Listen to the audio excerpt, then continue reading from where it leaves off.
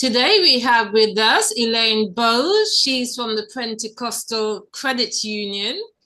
Now, this is an organization that's been going for over 40 years. It was actually founded by her dad, Carmel Jones. So I'm going to ask Elaine a few questions about the PCU as it stands now, and then about the history of the PCU. So, PCU stands for Pentecostal Credit Union. What do you guys do? Right. So there are, I don't know if you know, there are about 300 or 400 credit unions across the country. And something that all credit unions do, and probably the only thing that's the same about all of us, is that we offer to distinct sections of a community, because our membership is formed by what they call a common bond. So you have to establish what that community is. And to that community, we offer low-cost loans and deposit-taking facilities, and some various other things. Some credit unions offer other services too, but basically financial services in the cases in the form of loans and deposit-taking taking facilities to members of our community. And for us, so every credit union has a different common bond. Most people will know of credit unions defined by work and home location. So there are things like Glasgow Credit Union and Leeds Credit Union. So they're called live and work credit unions. So if you live and or work in those areas, you can join that credit union. If you don't, you can't. I can't join Glasgow Credit Union. I don't live or work there. And there are credit unions defined by the sector you work in. So there's an NHS credit union. There is a police credit union called Protect and Serve. There's a Plain Saver credit union that's set up for people who work. They work at Heathrow Airport, I think. I think it's Heathrow and Gatwick. They don't. I think they are pilots, and, the hosts and hostesses on the planes and various other things. So they're that. And then there are credit unions like ours, and we are a faith-based credit union. And there are a few other faith-based credit unions. You need to really have an association, be an attender of a Pentecostal church in the whole of the UK. We cover all of the UK. Now, an attender doesn't mean that you have to go every Sunday, or that you have to be a member, have the right hand of fellowship, because we know that most people attend church aren't members of the church. But you need to be able to show some kind of association. So it may be that you go every Christmas, or that you go to every convention, or do you know what I mean? And you go to funerals and christenings. Yeah. And it's likely that you will have, although this is not part of the definition, but it's likely that you'll have family members who are in the church, and you probably go because there are family occasions. So that's us really.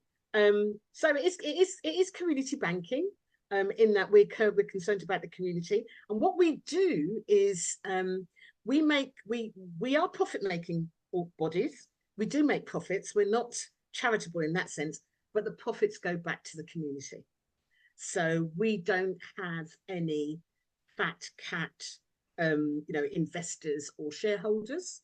Every member is a shareholder, and every year the profits that we make, other than what we need to run the business and grow the business, when that's taken out, the rest of the profits go back to the membership in the form of a dividend.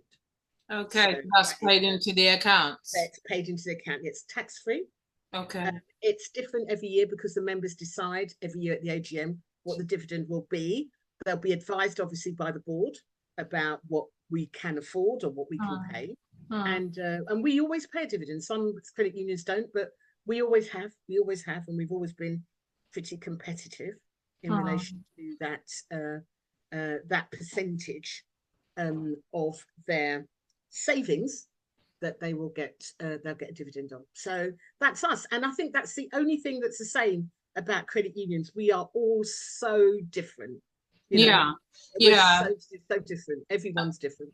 I saw in your last report that you said in 2023 You had assets of 13.6 million. Yes. Yes. Okay. So can I ask, do you guys trade on the money that are your assets? Do you get traders to grow that money? Yes, we do. Yeah. We do Okay, have fantastic. a treasury portfolio. So we do invest, and so the chief exec is, manages those investments. But yes, we do. Credit unions generally are restricted by, we're regulated by the Financial Conduct Authority and the Prudential, regulated and authorized by the Financial Conduct Authority and the Prudential Regulation Authority. And as part of that regulation, there are things that we can't do. There are things that we are restricted in doing. And so we are restricted to the markets that we can trade on. But we're not restricted from trading at all, and we do. Okay, great. And do you find that the members, the majority of them are organizations and businesses, or are they more individuals? I think the majority of our members will be individuals, but we have a lot. I mean, we do have both corporate and so business and personal accounts. And what's interesting though about businesses and individuals is a lot of our individuals are business owners. So even if they don't have business accounts as such, they may use their personal accounts for their business. So because I asked Shane this question the other day, I said to Shane, how many sort of business corporate business owners do we have? And he said, it's so difficult to say. We can tell you how many corporate accounts we have, but that wouldn't be really telling you how many business owners we have, because so many of our members are business owners. And it's really interesting that the level of entrepreneurship in the church, as in our communities, in the Black, because most 98% of our members are Black African and Black Caribbean, and as compared to entrepreneurship in the community as a whole, we certainly at PCU have a higher level of entrepreneurs in the credit union than in the community as a whole, because we did some research. We researched our members last year, and there's been other research that shows that the level of entrepreneurship in the church is extremely high. There are so many people in the church who may have regular jobs, but also have a side hustle. So doing, doing hair, or having catering businesses, or frequently now even more digital online businesses, videographers, as well as other kinds of businesses, and sometimes more than one. So, the spirit of entrepreneurship is incredibly high in the church. We just wish that all the churches would recognize how important it is in the church. Some churches do, but if the churches could really see the wealth they have sitting in their pews. I know. Business owners, they would. I know. It's like a sleeping giant, Seriously, if the amount of talent that there is within the Black community all pooled together, we could be a huge powerhouse within the Black community, but within Britain itself. We could move icebergs, mountains. Absolutely. Yeah. We could melt icebergs. That's brilliant. Yeah. Okay. But one of the amazing things I would say about our corporate accounts and our business accounts and our personal accounts, and we actually we actually won an award quite recently. We've got the Fair Life Mark, and one of the things that they actually commented on was the fact that our business accounts and our personal accounts, the terms and conditions are not different. If you go to a bank and you open a business account, it's very different from your personal account. That's not the case with us. Our corporate account holders enjoy the same privileges as members as our individual account holders.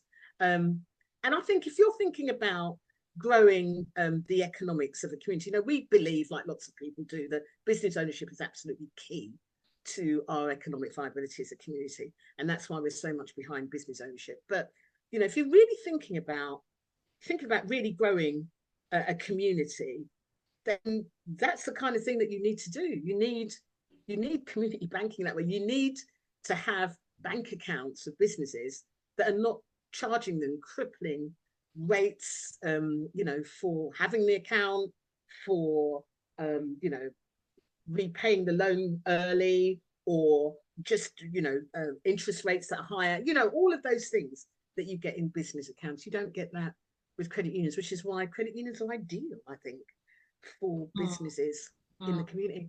Okay, okay. Now you mentioned before a name, Shane. So please introduce Shane to the audience. Who is Shane? Right, Shane is the Chief Executive Officer. He's the boss, really. Well, the board of the bosses, but you know, he is operationally and strategically the lead at the credit union, and so he's responsible for our strategic direction. He is also a board member as the chief executive. He's also on the board as the treasurer. So he is part of the strategic decision making of the board as well. So, and he's the banker. Essentially, I might have said that he really is. He really is a banker. Yeah. Okay. Yeah. And Really we've also got to say he's also your son. He's also my son. Yes, he is. You have other children as well, don't you? I've got one other son. I've got two boys. Two boys, okay. Yeah, my youngest son is an entrepreneur himself as well, to be honest. It's just interesting. He's a football agent.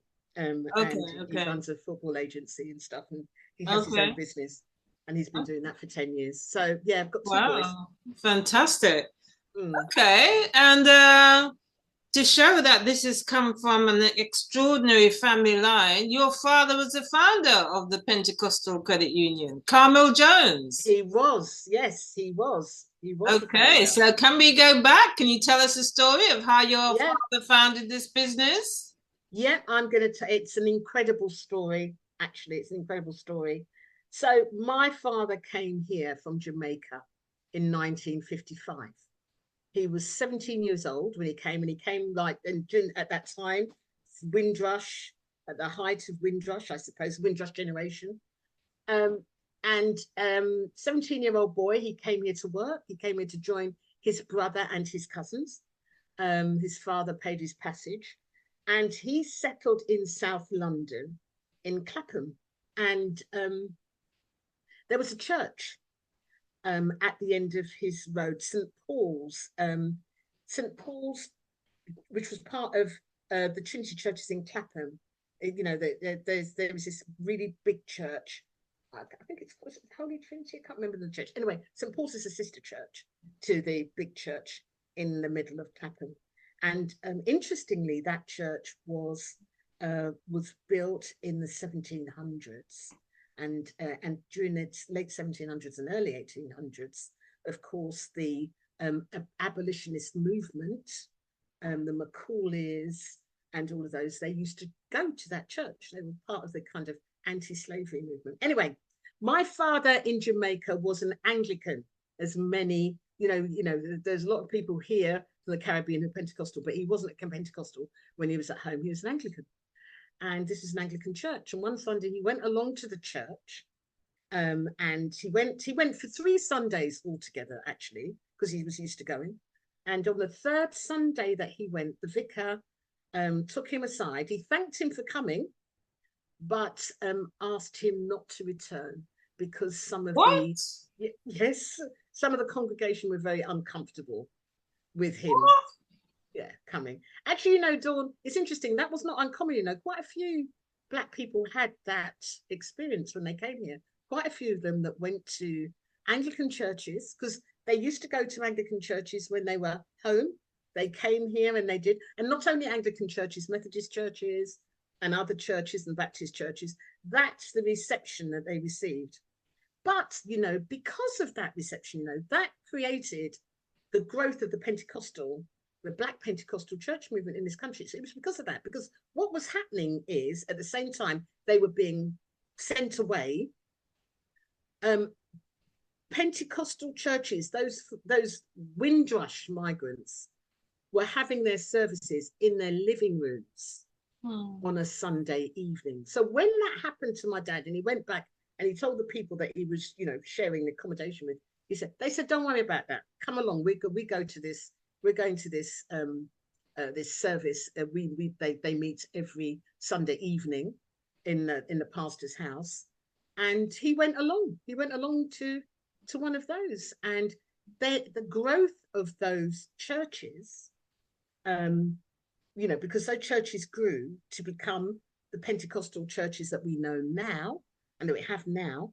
He was part of the Calvary Church of God in Christ, which is Kojic, and they moved from the living room to a Sussex Road, a church hall that they rented. They rented church halls, and they went to Sussex Road and rented that church hall. And they moved from that church hall to buy the church that is now at Fenton Road, Vauxhall, Calvary Church of God in Vauxhall. They bought that building. Now, what happened was, and my dad was part of all of this era, so this was late 60s, early 70s, when they grew so much, they had enough money and their congregations had grown, and they wanted to borrow money from the banks to buy the church buildings. Now, at the same time that our congregations were growing, the Anglican congregations were depleting. They were dwindling. And the Anglican churches, and there were others too, there would have been Baptist churches and Methodist churches, were selling their buildings because they couldn't fill them. So it was like a match made in heaven. They were selling them, we were wanting to buy them. But of course, when we went to the banks to get the money to borrow, the bank said no, they wouldn't lend to them, which was where my father then, because he was part of all of the finance,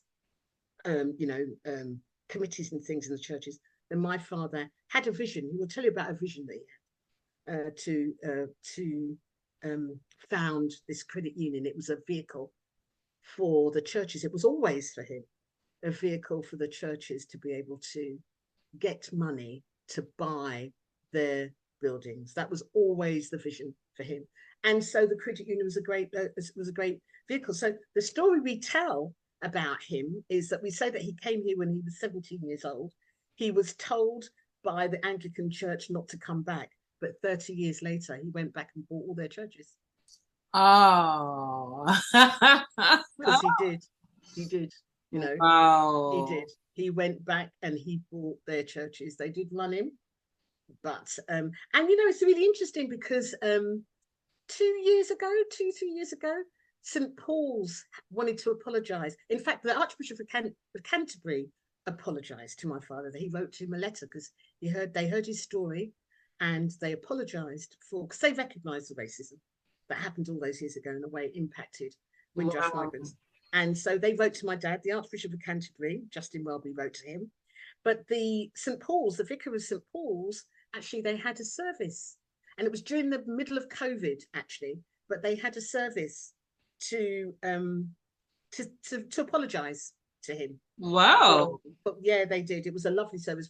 It's on our YouTube channel actually. You can go on the YouTube channel and you can put a link to it. Yeah, I'll definitely give you the link so you can see the service. It was very, very moving. It was very, very, very moving. But you know what he said in the service, because he couldn't go because you know he'd had a stroke by then and he wasn't well. But, oh really? He couldn't go. Yeah, oh no. He couldn't go. It was COVID. Right, so yeah. It was the middle of COVID, so he couldn't really go, and he wasn't that well. But he sent them a letter. You know, he watched it obviously because it was recorded, and he said in the letter he never felt any, you know, kind of, there was never any kind of bad feeling or bitterness about it, because for 3 reasons. If that never happened, he wouldn't have found the credit union. That was his inspiration. All of those, that wouldn't have happened. He wouldn't have met my mum, because when they run him, the place where they went to join, her uncle, she came in 1956, and her uncle who was running that home church building she joined when she came, and so he wouldn't have met her. So so I wouldn't have been here.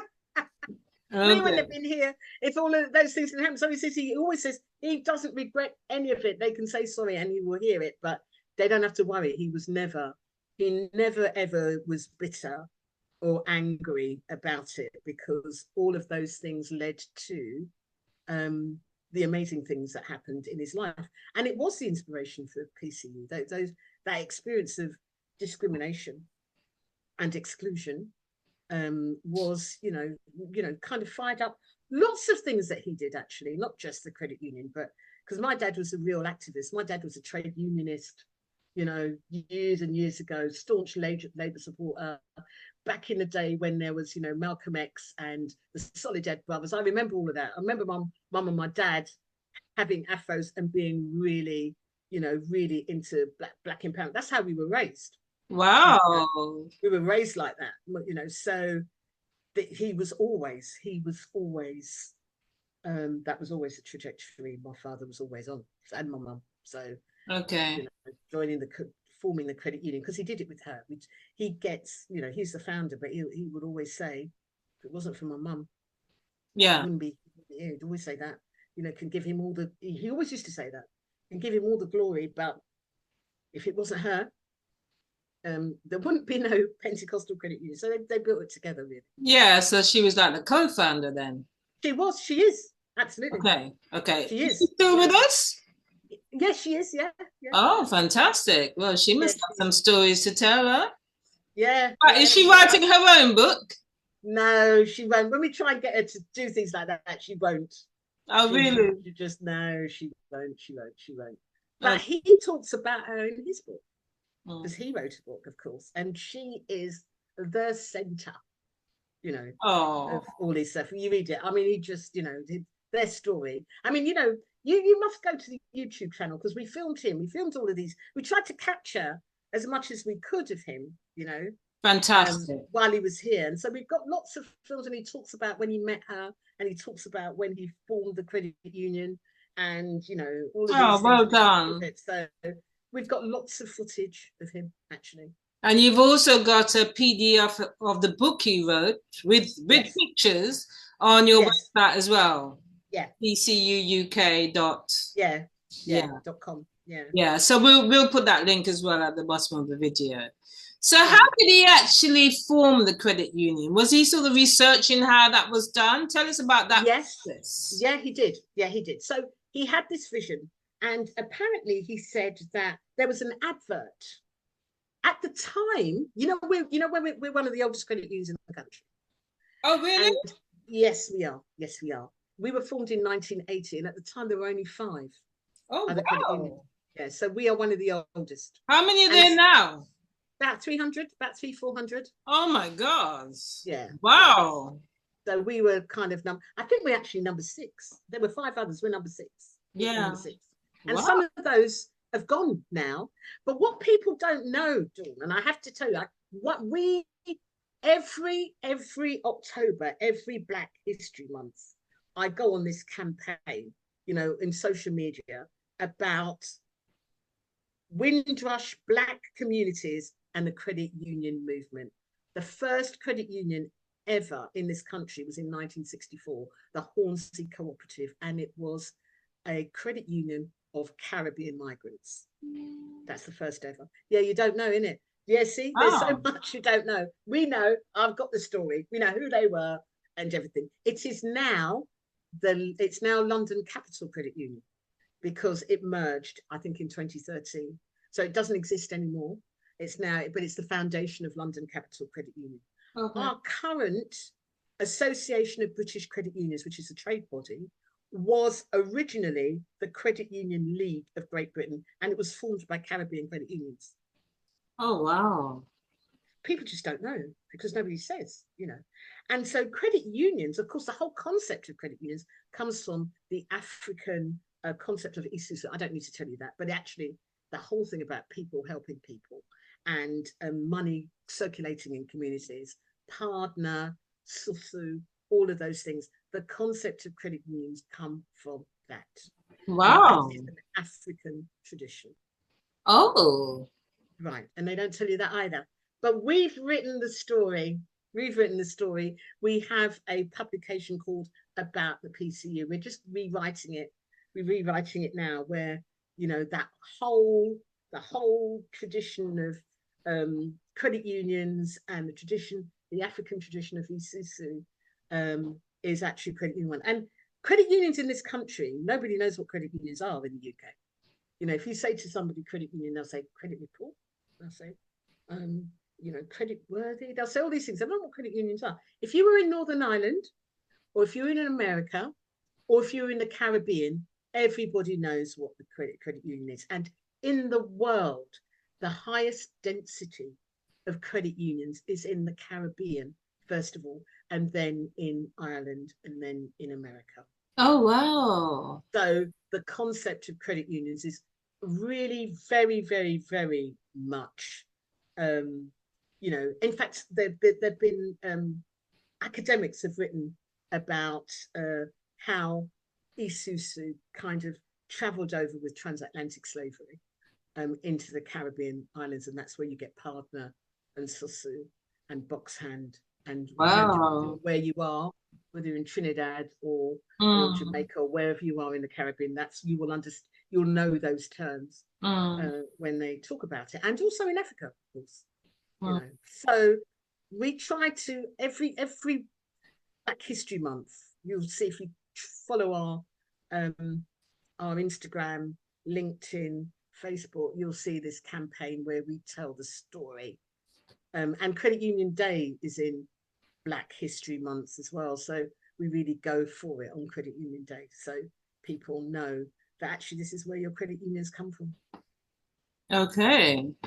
All right. And did your father find it easy to set up, or was it difficult? Did he face barriers? No, apparently it was quite easy. You know, it was not difficult at all. They were looking at the time, I think it was 1980. Was it Ken Livingstone? It was the GLC, I think, back in the day. And they wanted credit unions. There was kind of a drive for credit unions to form. So he got a lot of support to set up the credit union, actually. There wasn't at the time. There wasn't any barriers to, or not many barriers. Okay. Certainly never reported on barriers. Okay. Okay. Because they wanted them. You know, it was you know, I think it was Ken Livingstone. I think it was. Yeah. So he was the mayor of London at the time. Yeah, definitely. And wanting credit unions to come together. So did he go on a marketing drive to try and persuade people to put their money in the credit union? Yep, he did. He visited all the churches, that old time stuff. My dad wouldn't call it marketing today, but that's what he was doing. He spoke to all the ministers and things that he knew. He knew a lot of people, and he went to all the churches. And yeah, that's how it grew. That's how it grew in the early days. So you, as one of his children at the time, were you aware of what he was doing? Yeah. Okay. Yeah, we were kind of, you know, my dad was involved in lots of stuff. So he was a real community man. He did loads of things in communities, and this was one of the things he was doing. And for us, it was one of the things he was doing. But yeah, because we were the first members. So accounts number 1 to 5 was us. Him, my mum, me, my sister, and my brother. Had the first accounts. But then, you know, there were the founding members, which were also the ministers and the people who did support him. Not everyone did support him in the churches, I have to say. It's not as if there was any if there was any barriers that he had, it actually came from the community, our communities themselves, you know. He didn't face them, I think, from externally, but there were people who and you know, at his funeral, you will remember Bishop Francis talked about it. He said not all the churches were behind it. Some of the churches positively tried to sabotage what he was doing. What? Yeah. Some of the churches actually were against it. You know, this should not be in churches. We should not have money and things. People talk about money in churches. We don't, people don't trust us. Black people didn't trust Black people. So there are people who didn't, you know, who had this thing about not trusting, not putting. I mean, I've spoken to people about the credit union, and they've said, yes, that's very good, but they're not putting their money in there anyway, because they don't trust us. Less of it now, I'm happy to say. And this, you know, we're going back to the 1980s, aren't we? Really, when there were these kinds of attitudes. But, but there were plenty of people who did as well. This is how the credit union grew. And plenty of people who benefited from the support that they got when they were, there was a lot of loan sharks around at the time. There still are, but back in the day, there was some incredibly bad practice around money lending. And the credit union was able, for people who did get themselves into those issues, the credit union was able to, pay off their loans and get the borrowing from more ethical borrowing from PCU. So so it was, it was churches themselves, and for him it was always about buying churches. It was always a ministry, and the credit union still is a ministry. We still see it as a ministry. Oh wow. Yeah, finance ministry, we are really. It helped so many individuals as well as churches. We've provided the finance for, I think it's 28 churches. Wow. That we have bought. We provided the mortgages to. Yeah, it's fantastic. Churches up and down the country. Okay, and these are being paid off, or have been paid off? They have been paid off. They have been paid off. Well, I think no, they haven't all been paid off. I think some are still being paid off, but a lot. Any defaults? Do you know, we only had one default, but of the churches. But in relation to the churches, no, we as a credit union have the lowest rate of defaults of all credit unions. Wow. We have very, very, very little defaults. People we pay their loans. They pay them back. They just do. Fantastic. Doesn't mean there's none. And of course we have an approach, because people get into trouble. Everybody does. Sometimes things can happen, and you might find yourself having difficulty repaying your loan. Well, we have an approach in terms of how we will support people who find themselves not able to do that, and we do. But overall, there is extremely real goodwill, and loyalty, and we have very, very rarely do we need to go down any enforcement route for people that don't pay their loans. It's very rare. So, to all intents and purposes, you can be defined as a Black-owned bank in the UK. We are. We're the closest. Most people don't know that. So this is where you come in, because you're the marketing person. Thank you, Tom. It's like, what a rubbish job you're doing marketing, Elaine. No, that's not what I said. Oh dear. Yeah. Yes. And this is an issue, and it's not for want of trying, I will tell you, in terms of letting the world know that we're here and we're out there, and we're addressing that in a major way soon. But we have social media accounts. We do advertise. We have been on radio. We've even been on TBN. We've wow. What have we done? We're on the road. We go to festival. I'm going to Greenbelt at the end of the month on the 24th. Oh my goodness, is that festival still going? Wow. It's still going, yeah. I remember that, the gospel rock festival in the field somewhere. That is Kettering, actually. Okay. Kettering. So I'm going to Greenbelt in the Christian equivalent of Glastonbury, isn't it? So I think so. Yes, that's what it is, isn't it? Yeah. Yeah. I used to go when I was young. I think I've been twice. I've never been. So this is my first really? time. No, I've never been. I didn't know it's still going. Amazing. Yeah, they've invited us to come along and for the Just Money movement about money and credit unions and financial exclusion and things like that. So I'm going to be down there. So we do things like that. That's good. Opportunities to sit on platforms and to talk about the work that we do. We're at the Black British Business Show every year. This is going to be our fourth or fifth year this year. So we're there, and we go to churches. We run workshops because we we are accredited to provide financial capability training.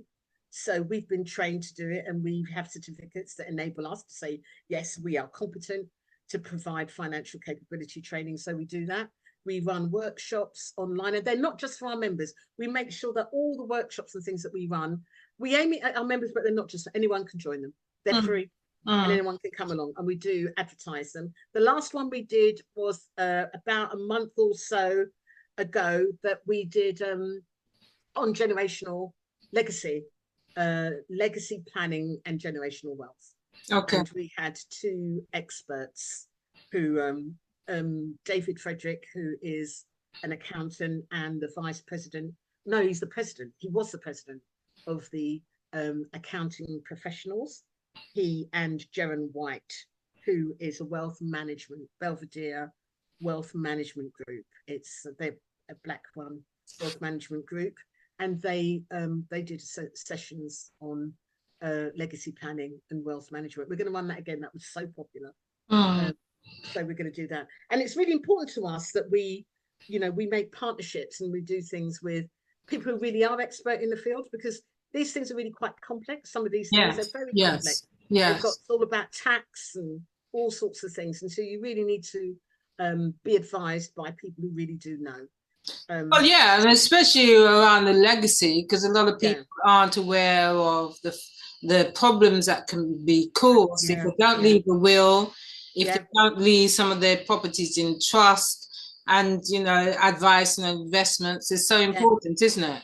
Really, really important. Really important. I mean, I learned so much on that evening myself, and and I wouldn't say that I'm ignorant entirely of this, but goodness, the issues, the problems that arise in families when someone dies and hasn't taken care of what they needed to take care of. And what happens, and it breaks families apart. We've actually seen it at the credit union anyway. It breaks families really apart. Yeah, it does. Oh my goodness. It does. It's we really need to take care of things, really. So what's your current offers to savers and borrowers? So for instance, with regards to savers, you said that you give out dividends. So does that mean they don't get, say, a 2% profit interest on their savings? So every shareholder, and to be a shareholder you have to have some savings, because that's what opening an account means. Opening account means you have to have at least £25 in your account, and once you've got £25 in your account, you will get a share of the dividend that is handed out every year. So regardless, that whatever your shareholding is, you'll get a share of that. And so of course the more money you have, the bigger will be your cash payout. So that happens. The advantage of being a credit union member, and every credit union has different interest rates. Actually, we are a credit union that of one of the lowest level of interest rates in terms of what we do. So our interest rates range from 5% to 36%, and 5% is for you get that on loans of, say, over £100,000 that are secured, because we do secured lending, of course, for loans, and I think we lend up to 170,000 on each account. So if you had a loan, say for instance of 130,000, you would get that loan fixed at 5%. There are no penalties, and this is what is really important with credit unions. There are absolutely no penalties. We don't charge you if you pay late. We don't charge you if you want to pay off your loan early. We don't charge you to run your account. There are no fees and charges on the accounts at all. So that's because you can get that interest rate from a bank, but actually you'll find that there are lots of other fees and charges tied up with holding your account at a bank. That you don't have that with a credit union. So that is a benefit to everybody. Why should you have a credit union account? For that reason. So clearly, secured lending is the least riskiest lending because we hold a charge on your property normally. And unsecured lending, which most of our lending is, you will, depending on the risk, the level of risk associated with the borrowing. So the riskiest lending would attract the highest interest rate, which is 36%. Okay. Yeah. Okay. So that would include people with bad credit, say? Yes. Yes. Okay. If indeed, yeah. If indeed, it depends on how bad the credit is. I mean, it's just really interesting what credit unions do. I mean, the thing is, if you do have bad credit, or you have poor credit, or not the best credit, you are more likely to get a loan from a credit union than anyone else, because we have our own experience. The credit reference agency that we use is Experience, but there's a tool for credit unions. So the threshold is lower than for other banks. I mean, every single institution, has different thresholds anyway. You will know that there are some lenders where it's really difficult to get a loan. You actually have to have a very high credit score or credit rating, and there's others where it's lower. Okay. But with credit unions, it's generally lower, but not with the added extra, 150% or whatever, some very high interest rates that some of those subprime lenders might give. So that's true. But I think the other thing about us, certainly, and I'm sure there are other credit unions that do this, and this is really important, I think, our default position in relation to decisions on lending is not no. The default position of most banks and lenders is no. So if you apply for a loan from HSBC and you are declined, HSBC will not come back to you and say, this is the reason why. If you ask them why they're declined, they will tell you to go and check your credit report. They're not going to enter in a conversation with you about why they specifically declined your loan. It's just no. It's just no. You just can't have it. And that's it. That's not the case with us. And there'll be other credit unions with us will also have this approach. Our default position is not no. We're here to help and to assist communities. And so we understand that there may be issues that some people may have. So when we do the credit check, there are three answers that will come back from the credit check. There will be decline is one, refer is another, and accept is the final. So obviously if it's accept, fine. Decline or refer is where your banks will just decline. Even if it's a refer, they'll decline. But with us, with a refer or decline, we will look at the account.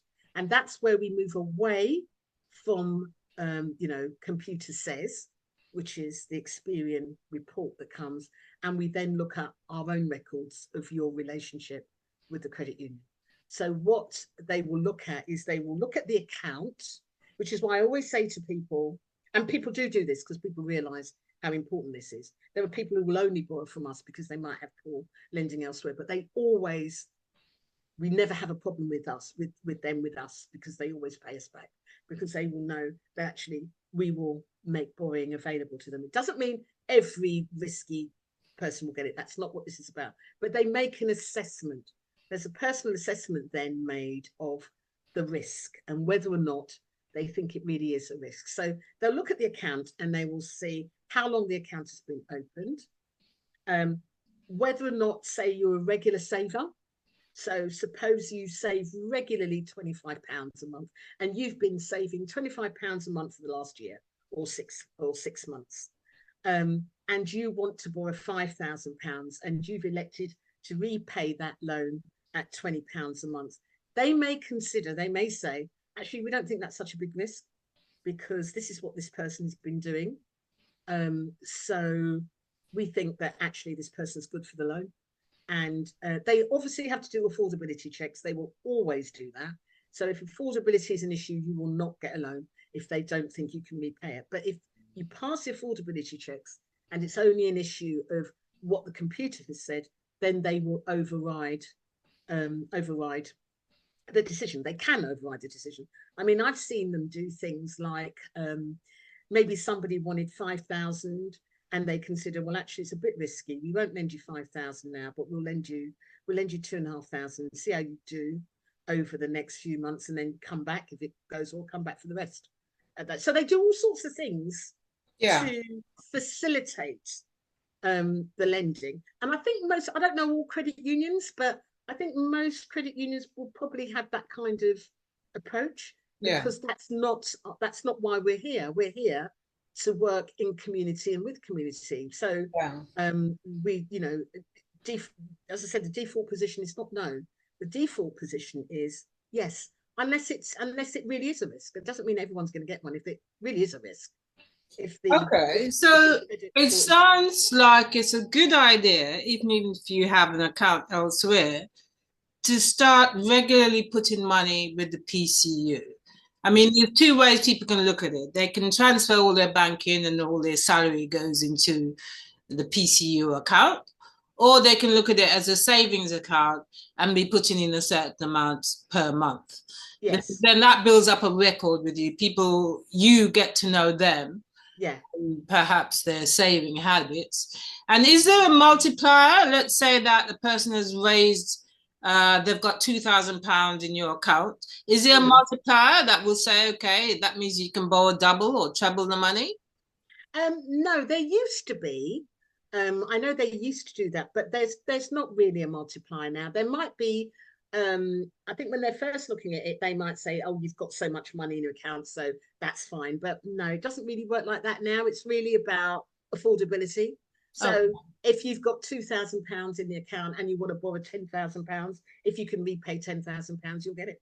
Okay. If you can do it, and if your credit can stand it, you'll get it. Or £20,000 or £30,000. You know, it just depends again on the level of risk. When we start to get into the realms of secured lending, once you start wanting to borrow over £50,000, sometimes less, depending on the account, depending on the circumstances, then you're in the realms of secured lending. And they may well say, well, actually, if we're going to lend you this much money, we do want some security for it. What can you offer as security? Okay. So in terms of looking at the economics of the community, then, for people who are looking at either starting a business or growing a business, it'd be a good idea to include the PCU in terms of their future financial requirements. I would say so. Yeah, I would say you could do a lot worse. So that may involve opening up a business account, or even if it was a personal account, just show that there's money going in all the while, so that people have evidence that this business is likely to make money. Or do you have a situation where if someone wants to this used to happen, where you can have an appointment with a bank manager and discuss your plans? Does that work with the PCU, or you don't do that? Yeah, you don't actually need an appointment. I don't know that Shane, actually, I think very rarely does he have appointments with people to discuss the plans. I think it's a lot of paperwork. He will want to see your accounts. He will want to see, you know, things that say that the business is is viable, and it's all about affordability. And there'll be different checks for businesses as opposed to individuals, but the same concerns will be there. You know, is this viable? Can you afford it? Can you repay it? Is there anything in the accounts that might worry him? You know, and the other things that he looks at, you know, other sorts of things that he might look at for that. I mean, he would do that. I don't really know the details, but I do know, very rarely are there. I mean, people sometimes like to come in and talk about our plans of this, can you help? And so in that case, yes, he does. And he will say, well, if you're thinking about doing something like that, this is what we might be able to do to help. People do that, you know? Okay. But if you're simply going for a loan for something, it's done by paper, really. Okay. Online, because, you know, we're online now. Yeah, of course. Yeah. Online, we're really an online bank. Okay. And speaking of banks, something special is happening later in the year, isn't it? Yeah. Is it a secret? Well, it's not a secret if you are a member, or we've invited you along somewhere. But no, it's not. It's not a secret. No, it's not a secret as such. Why would I say that? But we are being very careful about how we promote it, really, to make sure we get the most of it. But yes, what I will say is a very important transition is underway. Very important, probably the biggest thing that we've done since we started, really, as a credit union, and something I know that my father, in fact, we talked to him about, because it's been in planning for the last 2 years, 2.5 years, and I remember, or I remember Shane talking to him about it, and he was thrilled. It's just a shame he never lived to see it, but he would have been thrilled, and he was certainly in favor of it. That's where his vision has taken us. Because, as I said earlier to you, Dawn, if it wasn't for the fact that he was a visionary, and because of the way he ran the business, although the regulators might not have liked it, but it's because of that why we are one of the richest credit unions in the country, why we can do this, because of the money that he generated with his foresight and ingenious, ideas and vision to make money, to grow that business financially, where we can now say we have a capital to assets ratio of 23%, which is the second highest of any credit union in the country. And we're not a big credit union in numbers. In fact, we're quite small.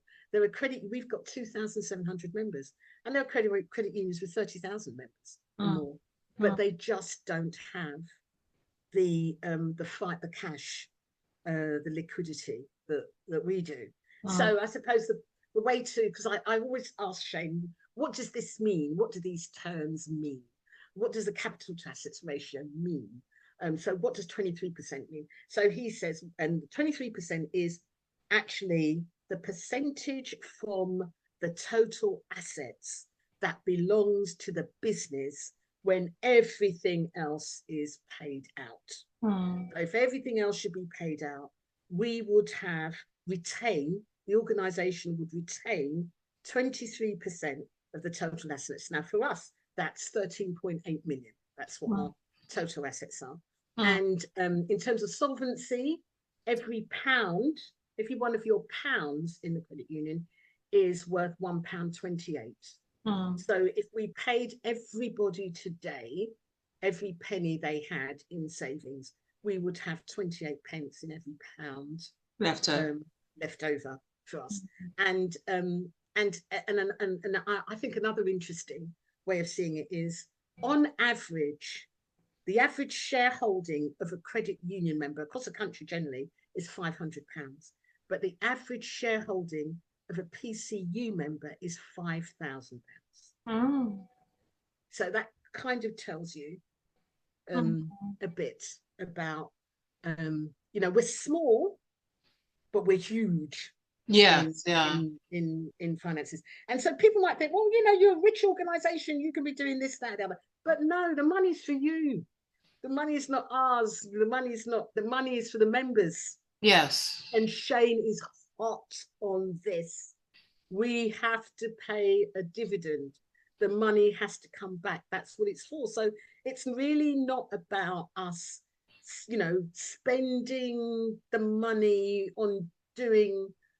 We're very careful with spend. We're very economic with spend, because the money has to come back to the membership. It's a community organisation.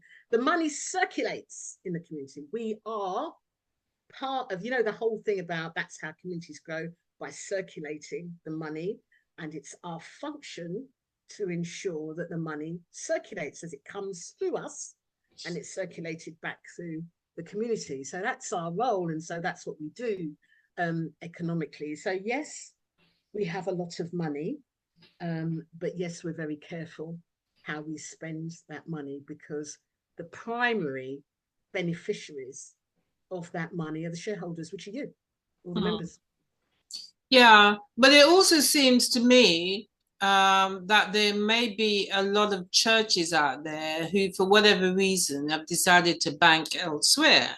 And I know it's a free country, but I mean, there's one branch in particular, one denomination of churches that I know has about 4,000 branches.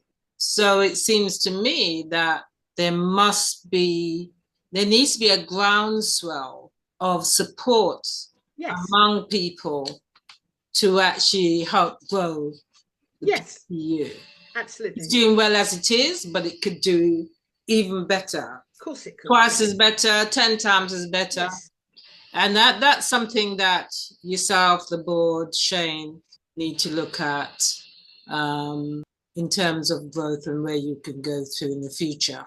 Yes, absolutely. Absolutely. And we're very much behind you. As you know, we have an account with you, so. Yes.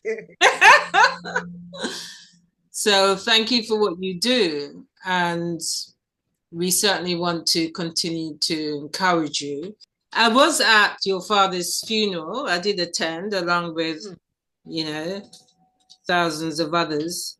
And the recording is on it's on YouTube. So we'll put a link to that because there were many ministers who went up and spoke about how the PCU has helped them over the years.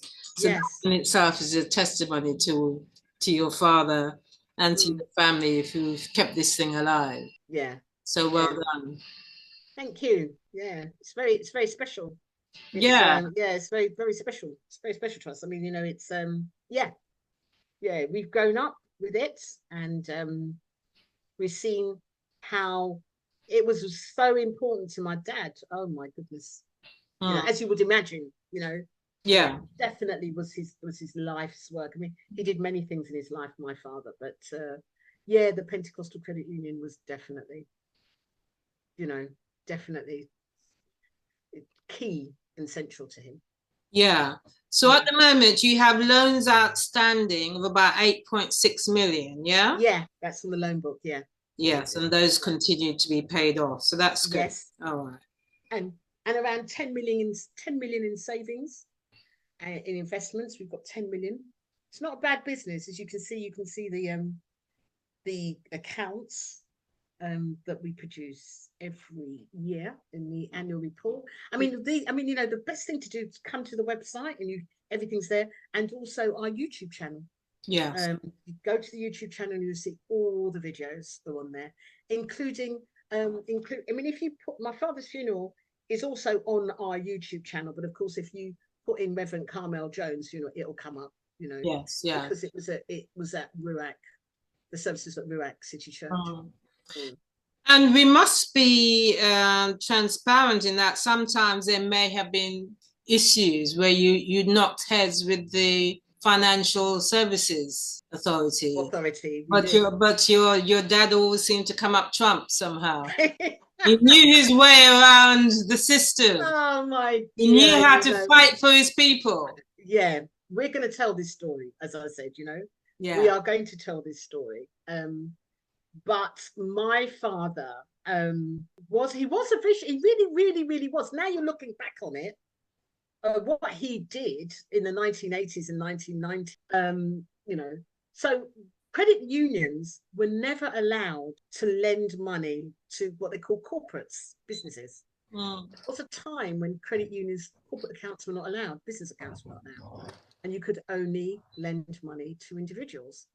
Well, my father devised a scheme that worked really very well for many years, where PCU was able to lend, or did lend, to churches. And so this lending was perfectly legal because they were loans and we were allowed to do them, but irregular in that the FSA, at the time it was the FSA, it's now the FCA, but back in the day it was the FSA, did not allow corporate lending. But, years later, they now do allow corporate lending. So if he did it now, it wouldn't be an issue. But he was doing your father was ahead of his time. He was ahead of his time, and because of that corporate lending, he probably caused a change in the law. He did. Because he'd give the churches. This church have got £1 million. he'd lend £1 million to a church, and he did. There was a church body that got £1 million, and that church grew exponentially. A loan of £1 million from us, at the time to do it, which was, unheard of, unprecedented, but he was able to do it, and he did it. And the church repaid, and actually that loan is still being repaid. But these churches, these bodies are not only churches in the community, but they provide, a lot of the strength of a church is the service it gives to the community. It's not just there to be a building for people to come to on a Sunday and to worship, but it's there to be a help and solace to people in the community in relation to its buildings. There's lots of churches that in the week time they have nurseries in. It's a nursery, it's a luncheon club, it's all of those things, plus the work that they do to support people in the community. So, it's a real, and that particular church is a massive community resource. So these are things we're actually very proud of. Yeah. But yeah, he knocked heads with the regulator over that business. And you heard me say at his funeral, when he got into trouble for doing it, and who heard me say at his funeral, I asked him when it was all over. This is years ago now. This happened about 40 years ago. And I asked him when it was over, would you do it again? And he said, yes. Yes. He would do it again. And the regulators knew he would do it again. That he was a total maverick. They could not control him. They would tell him not to do it, and he'd find another way and go and do it. It just goes to show you need a particular type of strength if you're gonna grow a business out of the ordinary. Yes. You almost need to be a superhero. You got to be the kind of person that doesn't care what people think. You see the end goal, and you're reaping the end goal now. Yes, we are. And this is a great example for business people. And it's interesting. Okay, you were lending loans for buying buildings, but you also giving business loans as well. Yes, we are. Because we can. We're allowed to now. Yeah. So that's really interesting, the way things have turned around and how your business has developed. So we will keep in touch. We will try and spread the word about what you're doing. And hopefully it will help a few more people come and open accounts with you. Yes, they won't regret it. Yeah, absolutely. They won't. We've got some great things coming up, offerings to our members on the horizon. So, yeah. Yeah, and I think also it might be good if at some point later on you start to talk about some of the businesses that you've helped to grow. Yes. Because I'm sure you've got some amazing stories there. You've got some great stories, yeah. Yeah, so I look forward to hearing more of that. And at some point in the future, we'll also talk to Shane. You will, yes. All right, fantastic. Yeah. Thank you so much, Elaine. Thank you for your time. And thank you for the opportunity, Dawn. You're welcome. I mean, we should have done this a long time ago, really, but here we are.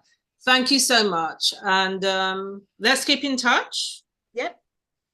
And all the best for the big development later in the year. Yeah. Okay, Dawn. Thank you.